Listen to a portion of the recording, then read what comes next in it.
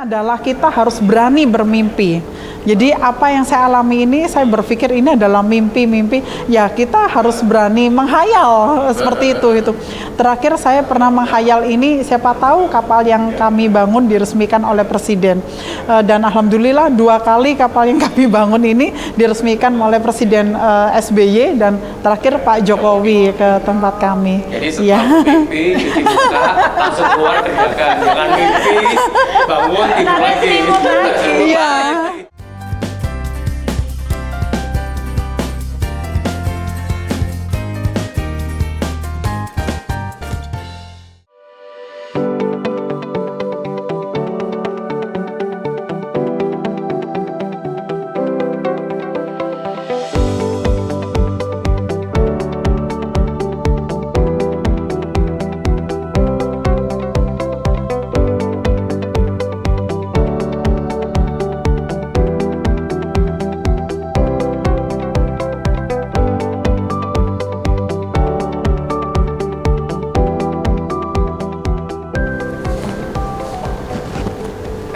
Dok, ketemu lagi ya di episode kali ini, dan episode kali ini luar biasa. Kami kedatangan narasumber Superwoman atau Wonder Woman, Ibu Anita Puji Lestari, Bu ya.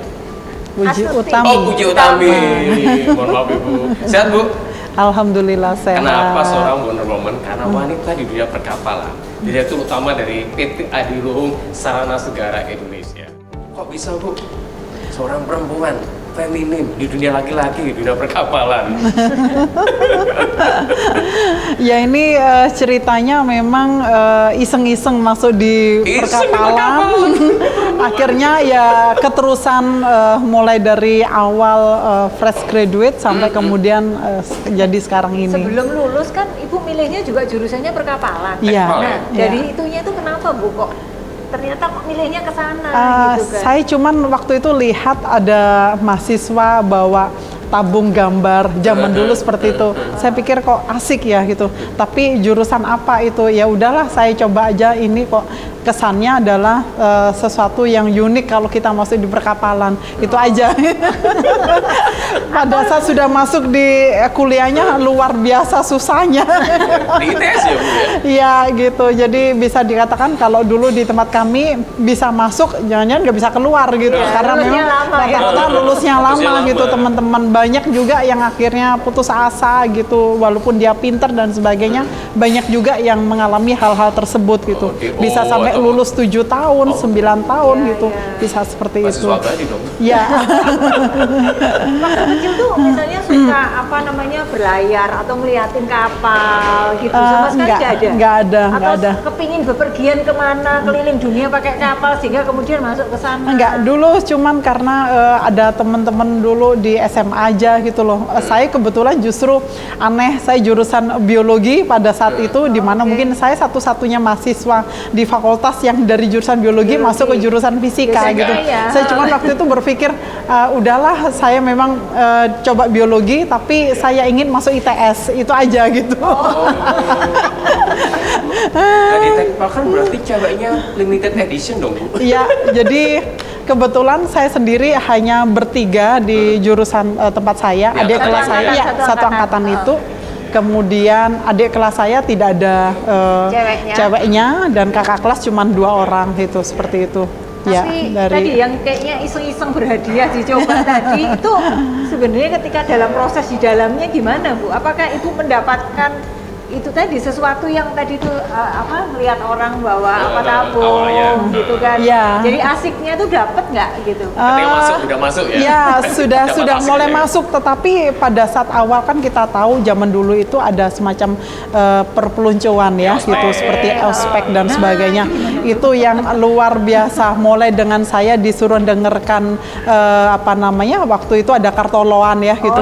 Disuruh semalam dengan kartoloan apa, kemudian dengan kakak-kakak kelas diminta ini, diminta itu. Itulah yang cewek juga dikerjain nggak Bu? hampir semuanya dikerjain gitu. Iya, iya. Tapi emang apakah dulu sejak muda sebelum kuliah nih ya kan, yang saya coba risetkan Ibu hobinya juga adventure nih, hiking. Iya, gitu kan. waktu itu kebetulan sering diajak sama kakak ada juga dari STM perempuan, sehingga teman-temannya di sana laki-laki. Saya mulai dikenalkan banyak teman-teman laki-laki, kakak-kakak saya. Akhirnya ya udahlah, sudah dan akhirnya ikut beberapa kali hiking di beberapa gunung-gunung, terus Gunung Merapi, Gunung Lawu dan sebagainya. Nah, terakhir itu justru waktu saya sudah kuliah, saya mendirikan hiking juga, klub hiking di fakultas saya, ketuanya malah. Iya. Gitu. Ketuanya cewek, membernya cowok-cowok. Iya. Luar biasa. Jadi sejak muda sudah. Iya. Betul. Nah ini kan kita sekarang sebenarnya acara ini juga untuk menginspirasi nih teman-teman muda Iya. dan terutama yang cewek-cewek nih Iya. gitu ya. Jangan ragu kalau kemudian Anda masuk ke sebuah lingkungan yang mungkin maskulin dan notabene keras gitu kan ya. Kan Iya. jurusannya kapal gitu kan, jelas kelihatannya tuh sudah baja-baja. Seperti itu, jadi nggak perlu ragu Anda untuk misalnya menuruti apa kata hati untuk Iya. kemudian masuk Iya. ke sana. Ini aja yang tanda kutip kecelakaan tuh masuk ke Kecelakaan. sana. Iya. Karena iseng-iseng. Karena Iya. kadang begini kan, bisa jadi udahlah nggak usah, kalau cewek nih ya, Iya. orang tuanya bisa jadi atau lingkungannya mengatakan wis masuk yang lingkungan yang ini aja lah, yang banyak ya, yang nature-nya kayak gitu loh, bukan seperti lingkungan kelas seperti itu. Jadi sebenarnya nggak ada keraguan Ya, ya. justru malah sekarang ini menurut saya dunia kerja khususnya untuk yang seperti di perkapalan atau yang lainnya, sekarang ini kan hampir semua perusahaan sudah mengenal masalah safety ya gitu. Jadi jangan khawatir masalah safety, baik itu mulai pada saat persiapan kita bekerja sampai selesai, semuanya sudah ada perlindungannya gitu. Jadi menurut saya sudah relatif lebih aman lah gitu. dibanding Ya, dulu ya. untuk perempuan Nah, gitu. itu apa Ya. kalau dari segi safety Bu, dari segi ini berarti nih ya. Mental. Mentalnya terutama. Mentalnya maksud saya Iya. gitu kan, Memang ada yang- laki-laki iya. itu beda kan. Iya, yang paling biasanya paling khawatir ini orang Orang tua tua. gitu. Betul. Orang tua lo itu dunianya laki-laki itu. Tapi pengalaman saya justru laki-laki itu melindungi loh ini. Iya. Melindungi loh. Itu yang saya rasakan ya gitu. Iya. Karena kebetulan di tempat saya bekerja, saya di Surabaya, dunia saya bekerja itu di luar Jawa. Terutama di di Madura ya, di mana di sana bisa dikatakan banyak karakternya sangat berbeda dengan kita. Dan alhamdulillah seluruh teman-teman saya ini benar-benar bisa membackup saya, melindungi saya gitu. Padahal saya ini tamu ibaratnya di situ. Iya, gitu. Tapi memang mungkin Bu ya, apakah memang di dunia maskulin itu butuh sentuhan feminin untuk mengademkan itu semua mungkin? Gimana Bu? Ya, jadi sebenarnya semuanya tergantung pada kita sendiri, bagaimana kita bisa menempatkan diri di posisi mereka. Kita juga jangan terus semata-mata kita Sebagai perempuan terus kita justru merendahkan laki-laki, itu kan nggak boleh. Jadi yang harus kita Mungkin tekankan terlalu bergantung terlalu itu juga iya nggak suka nggak boleh juga. ya. Jadi kita juga harus bisa menempatkan posisi dan porsi kita sebaik-baiknya. Bagaimana kita bisa menghargai orang lain, bagaimana kita bisa mendudukkan diri kita sebagai wanita gitu. Nah, sangat perlu tadi sentuhan wanita. Saya awalnya bekerja, perempuannya di galangan kapal ya cuman operator sama saya, 2 orang saja. Ada operator yang cewek juga iya, ya? iya. Padahal pada saat itu kami juga sedang banyak mengerjakan proyek-proyek dari pemerintah, di mana sering banyak tamu-tamu yang hadir, mulai dengan pejabat, menteri dan sebagainya gitu. Nah, itu kan perlu adanya banyak perlakuan-perlakuan atau sentuhan-sentuhan Service mulai ya. untuk services dan sebagainya. Bagaimana kita melayani tamu dan sebagainya itu lebih luas lah gitu. Seperti itu. Iya. Oke, jadi jangan takut bahwa ternyata dunia pria gitu ya, dan dunia galangan kapal itu tidak seseram yang dibayangkan, karena sebenarnya kalau kita punya kemampuan untuk beradaptasi, menyesuaikan diri, menempatkan diri sesuai dengan lingkungan, maka kita juga akan lebih mudah diterima. Karena persuasinya untuk perempuan lebih smooth. Betul, ya kan? gitu. Iya, iya. yang pastinya kita menyesuaikan diri. Jadi misalnya kalau perempuan itu identik dengan dandan berjam-jam gitu. Nah, kalau laki-laki Kalau ini harus isi simple, gue harus simpel saja, jalan ya sudah gitu seperti itu ya. Dan kita juga jangan merepotkan laki-laki gitu dalam hal itu gitu. Nah, jangan itu. merepotkan juga laki-laki.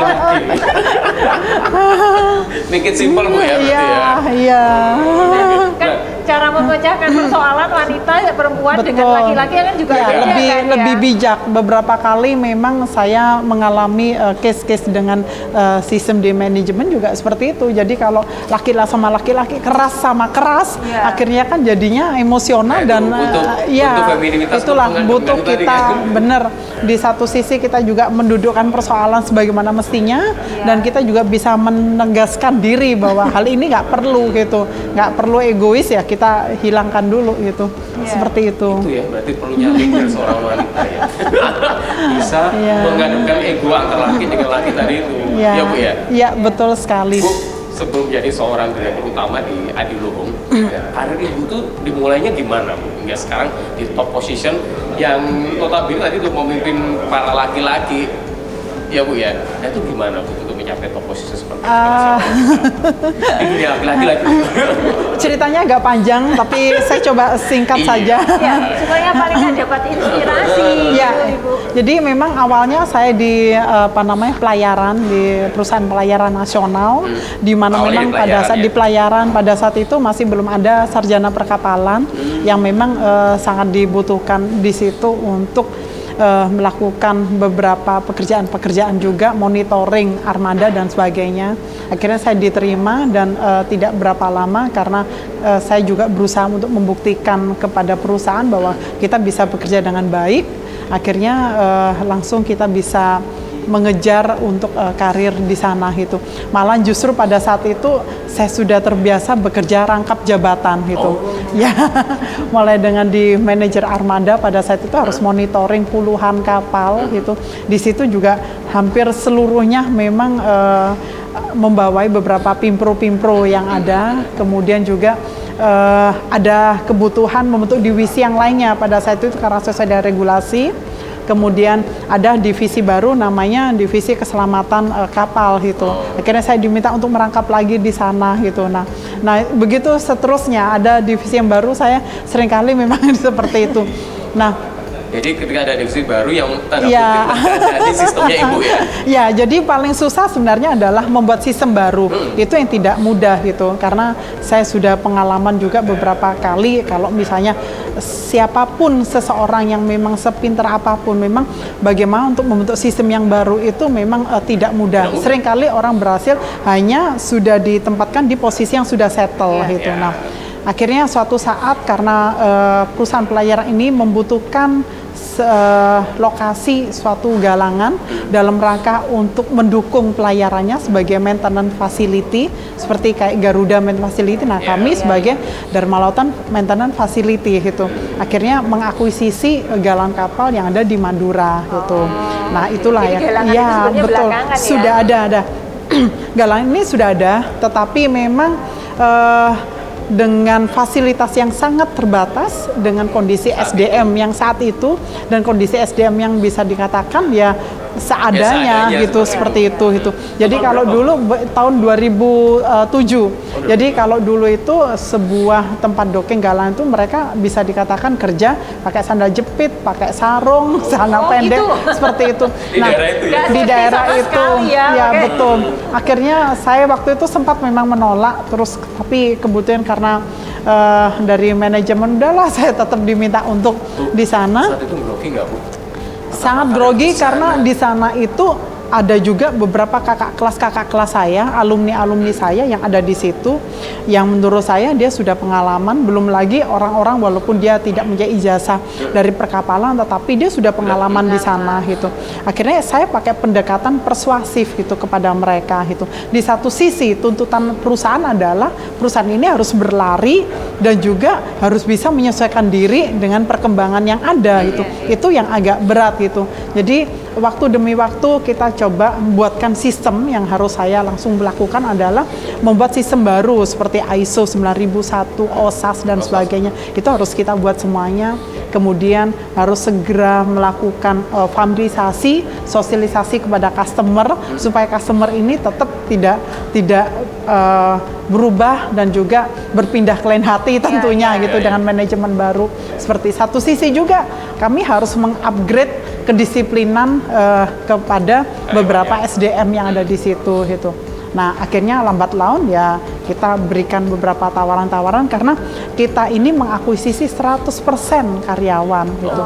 Itu. Jadi itu yang agak berat. Dipilih-pilih. Betul, Tidak betul. ada Mau yang harus ada ya? diterima, Iya, kita iya. upgrade mereka gitu ya. Iya, seperti itu. Loh, pasti. Ya, ya Tidak pastinya ada. kan Nggak ada ada seleksi. Nggak ada benturan. seleksi. Pernah waktu itu saya juga ditantang oleh mereka, misalnya, Bu, saya minta untuk naikkan kapal di tempat dok itu. Nggak usah, kalau Bu Nita ini bisa udah lakukan sendiri gitu. Jadi seperti itu gitu. Jadi itulah yang hal-hal yang menurut saya pada saat itu penuh tantangan. Ya alhamdulillah untuk saat ini sudah settle semuanya gitu. Setelah itu kita coba hire beberapa orang-orang setempat, memang kita prioritaskan. Tetapi dalam tanda kutip kita mempunyai kompetensi yang tidak kalah. Ya, kompetensi ditetapkan, tapi kita prioritas dari orang-orang sana supaya memiliki rasa memiliki yang lebih kuat gitu. Karena dalam rangka untuk mengembangkan daerahnya juga gitu, seperti itu. Iya. Dan saya tuh pernah main ke sana ya. Gede banget. Aduh, berapa hektar, Bu? 15 hektar. 15 hektar. Jadi ujung ini kan ujung pulau, Iya. kan ujung pulau. Jadi langsung pinggirnya laut. Iya, dekat mercusuar itu, Bu ya. Iya, betul. Betul Pasti sekali. suka foto-foto di sana. Foto-foto. Ya. Baik, jadi ini sebenarnya tadi itu kombinasi dari ya pada dasarnya mungkin kalau saya ini bukan karena saya perempuan ya, terus saya mengatakan begitu. Perempuan itu kan dikenal multitasking gitu ya, mereka bisa dalam waktu yang sama memikirkan banyak hal. Betul gitu kan. sekali. Makanya tadi suka diminta rangkap-rangkap gitu Ya, kan. saya waktu mengakuisisi itu masih posisi merangkap menjadi 3 manajer di pelayaran. 3 manajer. Ya, di pelayaran, Ditambah kemudian satu juga lagi. ditambah satu lagi. Belum lagi ada teman-teman yang suka kadang-kala teman-teman di pelayaran masih minta konsultasi dan sebagainya. Alhamdulillah sih saya senang saja. Karena saya juga kadang-kala menjadi ini narasumber di beberapa tempat dan inilah dosen tamu itu. Mengisi udah. Dan aktif di Iya. kan di Perindo ya. Ya, kebetulan saya sebagai wakil ketua di Wakil ketua DPP di- Iperindo di di Iperindo pusat apa? di Jakarta. Oh, Iperindo itu adalah Ikatan Perusahaan Industri Lepas Pantai itu, industri kapal dan lepas pantai. Jadi gabungan dari galang-galangan yang ada di seluruh Indonesia. Ya, seperti itu. Wakil ketuanya Ya, di di pusat wakil ketua di pusat. Ya. Oke, luar biasa. Ya, Jadi ini memang the ya. power of Makanya saya bilang tadi di awal Woman. Woman. Iya, saya sih senang sekali. Jadi karena apa? Saya bisa banyak lah melanglang buana, banyak kesempatan akhirnya. Jadi kebetulan kalau kita membangun kapal harus menggunakan komponen dari luar. Ada kesempatan waktu revisit, kemudian kadang-kala kita join dengan kementerian terkait, kita melakukan survei di luar dan sebagainya gitu. Seperti itu. Belum lagi ketemu dengan orang-orang penting yang menurut saya itu sebenarnya tidak mungkin kalau kita nggak di suatu tempat Iya, gitu. betul. Dan Iya. akhirnya wanita jadi ikonnya TechPound gitu ya. Benar ya, Bu ya?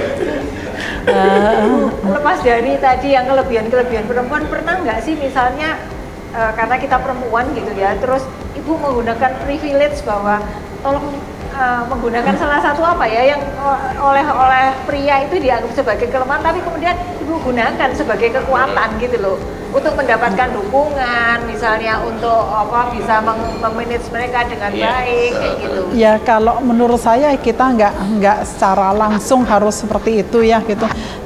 Saya berpikir setiap orang pasti punya kelemahan, termasuk saya sendiri itu seperti itu. Justru kita yang harus bisa seperti kayak dirijen lah gitu loh. Kita bisa memainkan orkestra Konduktornya tersebut itu ya. dengan baik seperti itu. Jadi satu persatu kebetulan kami juga ada tim direksi manajer. Semuanya pasti ada kelebihan, punya kelemahan, dan saya yakin setiap orang itu siapapun punya kelebihan dan punya kelemahan. Nah, itulah fungsi dari kita dari sisi SDM ini bicara sering juga.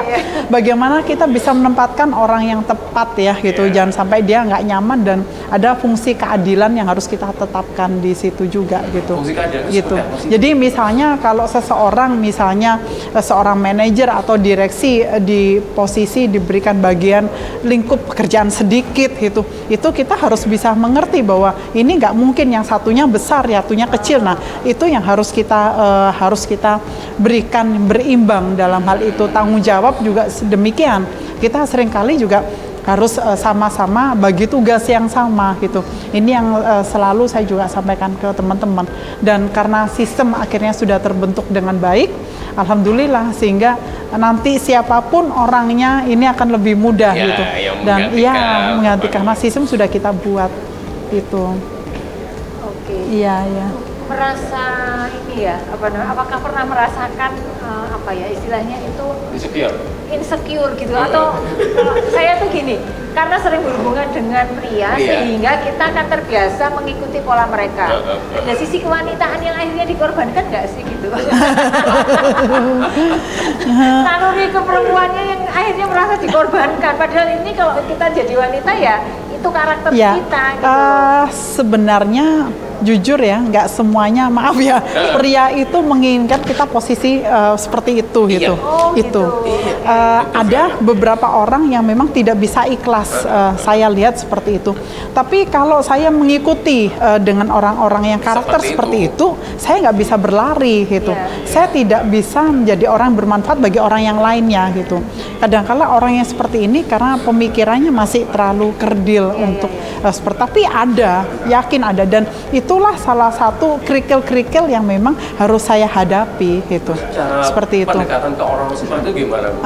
Memang unik dan memang tidak mudah sampai kapanpun, karena ini menjadi karakter ya orang-orang. Itu menurut saya tidak susah untuk berubahnya, karena berubah harus dari dirinya mereka. Saya akan tinggalkan orang seperti itu. Tidak mungkin kita menghadapin orang-orang yang punya karakter yang justru membunuh karakter kita gitu, seperti itu gitu. Iya. Sebenarnya kalau dilihat dari perbincangan, Bu Anita suka apa ya, hal yang challenging ya, ditugaskan tempat baru, rangkap oke. Karena sejak muda tadi itu suka sekali dunia tantangan di Adventure itu ya, Bu ya. Apa karena itu? Akhirnya terbentuk karakter seperti itu gitu.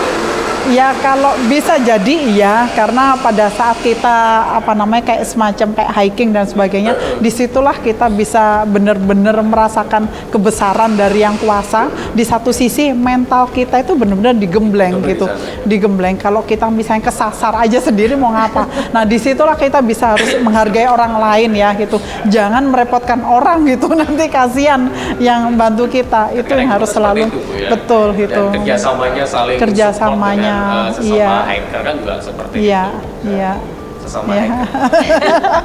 Bu Anita, kalau ada mungkin kita bisa share kepada ini adik-adik yang akan meniti karir, apa sih enaknya gitu ya? Terutama yang perempuan. Yang sekarang ya. Di industri ini gitu. Siapa tahu ternyata banyak juga nih yang diam-diam sebenarnya bermimpi tapi nggak punya keberanian. Nggak berani karena merasa bahwa dia wanita gitu. Ya, jadi kalau saya bersyukur ya bisa bermanfaat bagi orang lain, termasuk dari tim-tim saya gitu, karena tanpa mereka saya juga bukan siapa-siapa tentunya.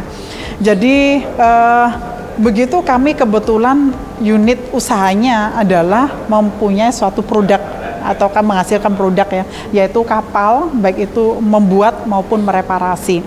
Nah, sensasinya pada saat kapal kami ini menjadi sebuah, sensasinya tuh begitu ini kapalnya ini jadi, dan juga kapal ini bisa benar-benar mereka itu senang ya dengan kapal yang kami buat, puas dan sebagainya. Itu adalah kepuasan kami yang tidak terkira gitu, bahwa tangan-tangan dari tim-tim saya yang di pulau di sana yang mungkin orang lain tanda kutip berpikirnya berbeda, alhamdulillah bisa bermanfaat di pulau yang lainnya seperti di Papua, kemudian di Aceh. Baru saja saya menserah terimakan untuk kapal juga Ferry Roro yang diterimakan oleh Gubernur Aceh itu. Dan minggu yang lalu dibuat acara meeting dengan Presiden juga secara online ya, seperti itu gitu. Ya. Karena negara kita sebenarnya basically kan Betul, maritim ya, itu. lautnya Dan luas, dan puaunya yang paling banyak. penting adalah kita harus berani bermimpi. Jadi apa yang saya alami ini, saya berpikir ini adalah mimpi-mimpi. Ya kita harus berani menghayal seperti itu. Terakhir saya pernah menghayal ini, siapa tahu kapal yang kami bangun diresmikan oleh Presiden. Dan alhamdulillah 2 kali kapal yang kami bangun ini diresmikan oleh Presiden SBY dan terakhir Pak Jokowi ke tempat kami. Jadi setelah mimpi, cuci muka, langsung keluar kerjakan. Jangan mimpi, bangun, tidur lagi. Iya. Hawanya enak gitu. Iya, jadi waktu itu malam peresmian oleh Presiden itu saya cuma dikasih waktu 2 hari, Bu, itu. Awalnya mau diresmikan oleh Menteri, tanggal 16, dimajukan tanggal 10, baru diinfokan tanggal 8. 10 November ya. Iya, iya, itu. Jadi saya cuma 2 hari menyiapkan segala sesuatunya.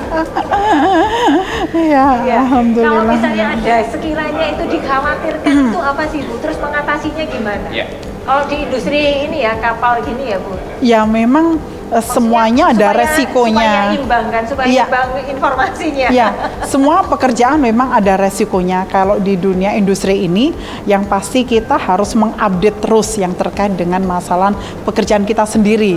Unit jasanya seperti apa, upgrade teknologinya juga seperti apa, dan zaman sekarang ini inovasi. Inovasi itu harus terus-menerus. dikejar terus Ya, dan kebetulan karena kami ini juga punya pelanggan-pelanggan atau customer kami, baik itu di pemerintah, BUMN maupun swasta, kita juga harus bisa untuk marketing dengan baik gitu. Nah, seperti itu. Kan beda-beda Nah, antara pemerintah dan swasta itu.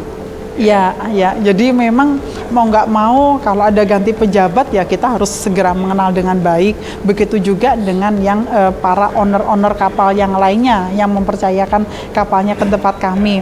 Ini juga kita harus pakai pendekatan, itu pendekatan-pendekatan yang harus kita lakukan kepada mereka, itu. Jadi jangan kita hanya meminta, tapi kita juga memberi kepada mereka, gitu.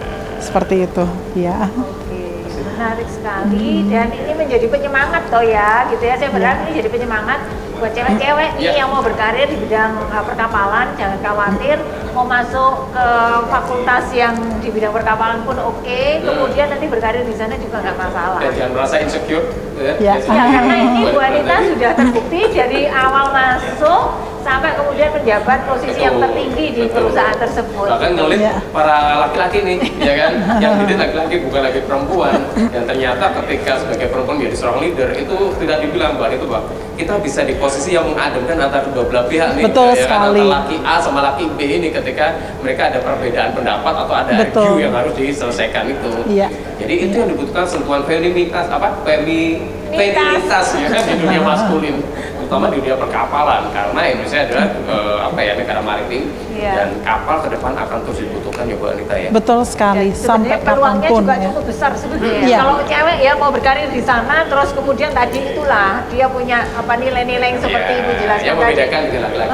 Pastinya dia akan, maksudnya peluang karirnya banyak di sana dan Iya. Ya cukup Bu ya besar. pastinya kan gitu loh. Kalau sampai sekarang menurut saya tuh sangat banyak ya itu Sangat peluang karena Kalau sekarang berapa banyak Bu?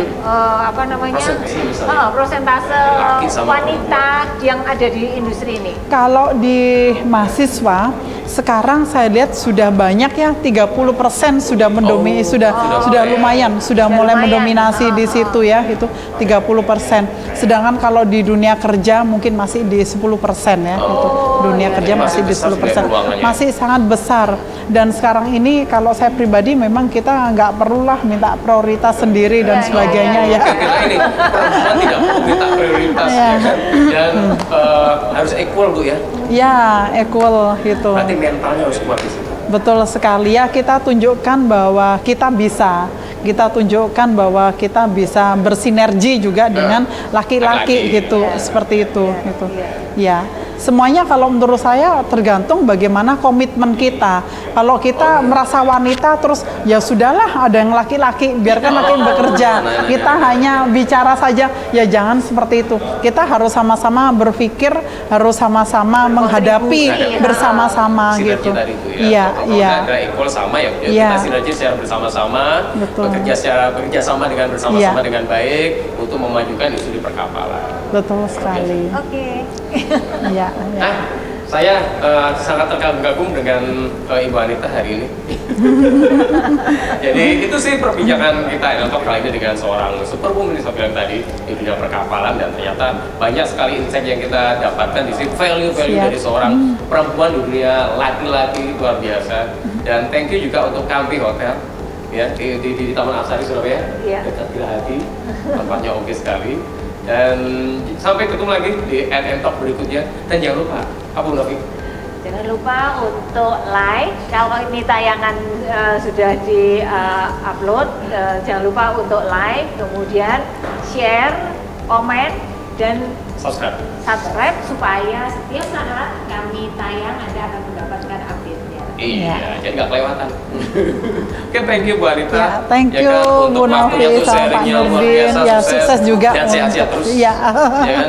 Salam sehat juga semuanya. Sama-sama. Sampai jumpa Talk di episode berikutnya.